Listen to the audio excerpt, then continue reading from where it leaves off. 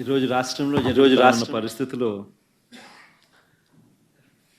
In fact ఇలాంటి అన్యాయమైన పరిస్థితులు బహుశా స్వతంత్రం వచ్చిన తర్వాత బహుశా ఎక్కడా కూడా ఎప్పుడూ కూడా చూసుంటామేమో. అంత దారుణమైన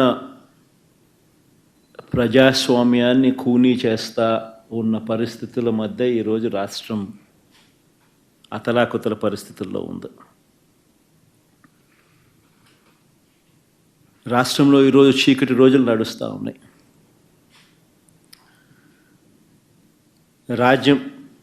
రాష్ట్రంలో ఎక్కడ కూడా ఎన్నికలప్పుడు ఏం చెప్పారు, ఎన్నికలప్పుడు మనం ఏమి చెప్పాము, ఏమి చేస్తూ ఉన్నాము అన్నది పక్కకి వెళ్ళిపోయింది.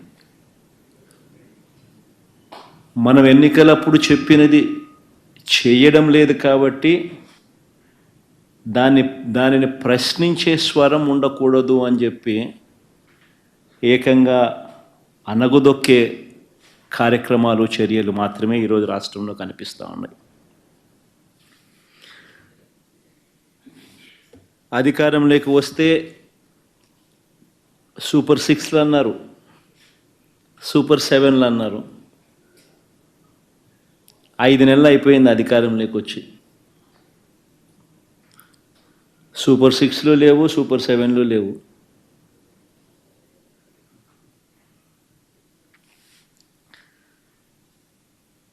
ప్రతి సెక్షన్ను మోసం చేశారు.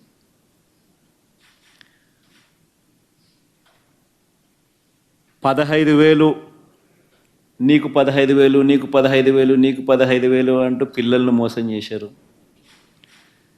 నీకు 18,000, నీకు 18,000, నీకు 18,000 అంటూ అక్క చెల్లెమ్మలను మోసం చేశారు. నీకు 48,000, నీకు 48,000, నీకు 48,000 అంటూ పెద్దమ్మలను మోసం చేశారు. 50 ఏళ్ళ నిండిన పెద్దమ్మలను మోసం చేశారు. నీకు 36,000, నీకు 36,000, నీకు 36,000 అంటూ 20 ఏళ్ళ నుండి ఉద్యోగం కోసం ఎతుక్కుంటా ఉన్న యువతను మోసం చేశారు. నీకు 20,000, నీకు 20,000, నీకు 20,000 అని అంటూ రైతన్నలను మోసం చేశారు. 5 నెలలుగా ఈ ప్రభుత్వం మోసం చేయని సెక్షన్ ఏదీ లేదు అన్నట్టుగా ఈ ప్రభుత్వం 5 నెలల్లో పాలనలో మనం చూసింది ఏంటంటే ప్రతి సెక్షన్ను మోసం చేశారు. ప్రతి సెక్షన్ను మోసం చేయడమే కాకుండా రాష్ట్రంలో ఈరోజు పరిపాలన అన్ని వ్యవస్థలను కూడా ఈరోజు నీరుగార్చిన పరిస్థితులు, నాశనం చేసిన పరిస్థితుల మధ్య ఈరోజు రాష్ట్రం ఈరోజు ప్రయాణం చేస్తూ ఉంది.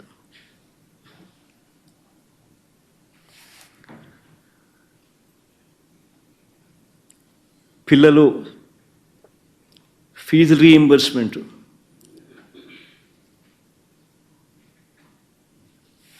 అందక మామూలుగా జనవరి, ఫిబ్రవరి, మార్చికి సంబంధించిన క్వార్టర్కు సంబంధించిన బిల్స్ ఆ క్వార్టర్ అయిపోయిన వెంటనే ఏప్రిల్లో వెరిఫికేషన్ చేసి మేలో బిల్స్ ఇవ్వాలి. మా ప్రభుత్వం ఉన్నప్పుడు, వైఎస్ఆర్సీపీ ప్రభుత్వం ఉన్నప్పుడు గతంలో ఇదే మాదిరిగా ప్రతి 3 నెలలు అయిపోయిన వెంటనే ఆ క్వార్టర్కి సంబంధించిన ఫీజు రీయింబర్స్మెంట్ ఇచ్చేవాళ్ళం. జనవరి, ఫిబ్రవరి, మార్చిని ఏప్రిల్లో వెరిఫై చేసి మామూలుగా మేలో ఇచ్చేస్తారు. మే 13న ఎన్నికలు జరిగాయి, ఇలా ప్రభుత్వం వచ్చింది. జనవరి, ఫిబ్రవరి, మార్చ్ ఒక క్వార్టర్ ఎగిరిపోయింది. ఏప్రిల్, మే, జూన్ 2వ క్వార్టర్ ఎగిరిపోయింది. జూలై, ఆగస్ట్, సెప్టెంబర్ 3వ క్వార్టర్ ఎగిరిపోయింది. ఇప్పుడు అక్టోబర్, నవంబర్ కూడా, ఇంకా రేపు నెల వచ్చేది డిసెంబర్. 3 క్వార్టర్స్ నుంచి పూర్తిగా పిల్లలకు ఇవ్వాల్సిన ఫీజు రీయింబర్స్మెంట్ కూడా ఇవ్వాల. విద్యా దీవెన పిల్లలు రోడ్డు ఎక్కుతూ ఉన్నారు. కాలేజీ యాజమాన్యాలు ఫీజులు కట్టకపోతే పిల్లల చదువులను మానిపి ఇచ్చేసేయండి అని చెప్పి పిల్లల తల్లిదండ్రుల మీద ప్రెజర్ పెడతా ఉన్నారు. పట్టించుకునే పరిస్థితి లేవు. మామూలుగా ప్రతి ఏప్రిల్లోనూ వసతి దీవెన కింద ఈ పిల్లలకు సంబంధించిన ఫీజు రీయింబర్స్మెంటే, విద్యా దీవెన కింద ఇచ్చే ఫీజు రీయింబర్స్మెంటే కాకుండా వసతి దీవెన కింద కూడా మా ప్రభుత్వంలో, వైఎస్ఆర్సీపీ ప్రభుత్వంలో గతంలో వసతి దీవెన కింద కూడా ప్రతి పిల్లాడికి ఒక ఇన్స్టాల్మెంట్ వచ్చేది.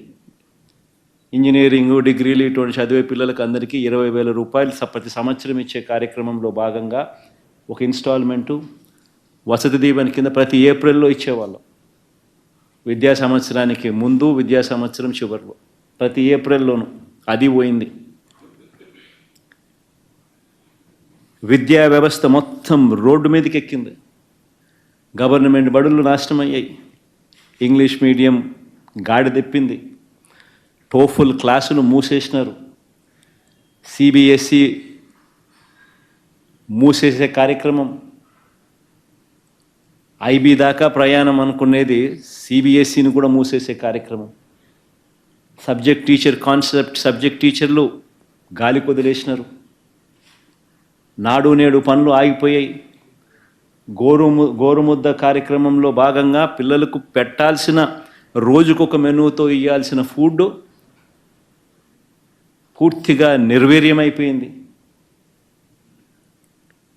అమ్మఒడి అయితే నేను చెప్పాల్సిన పనుల గాలికి ఎగిరిపోయింది. విద్యా వ్యవస్థ పూర్తిగా నిర్వీర్యమైపోయిన పరిస్థితి. వైద్యం కూడా పరిస్థితి అంతే. ఆరోగ్యశ్రీకి ఇవ్వాల్సిన బకాయిలు 2,400 కోట్లు దాటాయి. నెట్వర్క్ హాస్పిటల్స్కి ఇవ్వాల్సిన బకాయిలు.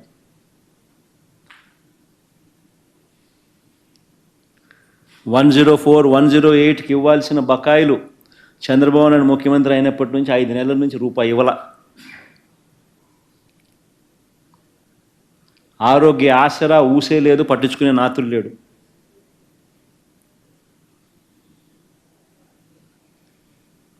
ఫ్యామిలీ డాక్టర్ కాన్సెప్ట్ గాలికి ఎగిరిపోయింది.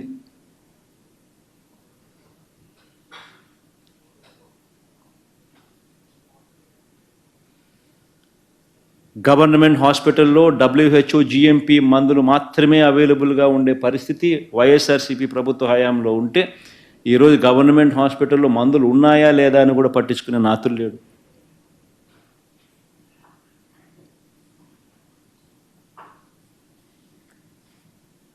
జీరో వేకెన్సీతో డాక్టర్లు లేని కొరత గవర్నమెంట్ హాస్పిటల్లో ఉండనే కూడదు అని మా ప్రభుత్వం తాపత్రయపడితే ఈరోజు సిహెచ్సిలో ఈరోజు కమ్యూనిటీ హెల్త్ సెంటర్స్ నుంచి డిస్ట్రిక్ట్ హాస్పిటల్స్ దాకా చూస్తే స్పెషలిస్ట్ డాక్టర్లను రిక్రూట్మెంట్ ప్రక్రియ ఆపేసినారు.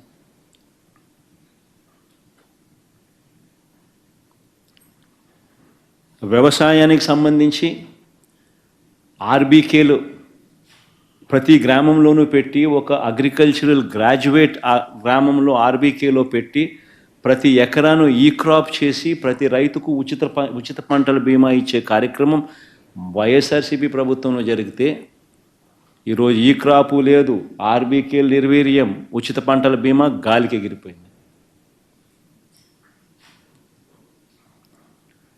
మళ్ళీ ఈరోజు మధ్యవర్తులు, దళారీల ద్వారా కొనుగోలు కార్యక్రమం జరుగుతూ ఉంది.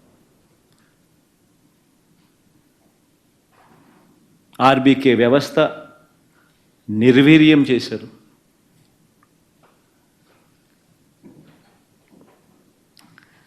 ప్రతి రంగంలోనూ కూడా